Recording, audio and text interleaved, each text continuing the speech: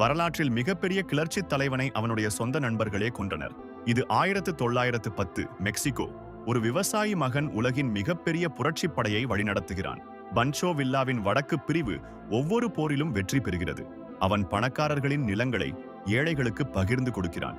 குழந்தைகளுக்கு பள்ளிகள் கட்டுகிறான். மில்லியன் கணக்கான விவசாயிகள் அவனை தங்கள் மீட்பராக வழிபடுகின்றனர். அவன் தன் நண்பன் கிரான்சாவை முழுமையாக நம்புகிறான். ஆனால் கிரான்சா ஏழைகளுக்கு கொடுத்த வாக்குறுதிகளை காட்டிக் கொடுக்க திட்டமிடுகிறான்.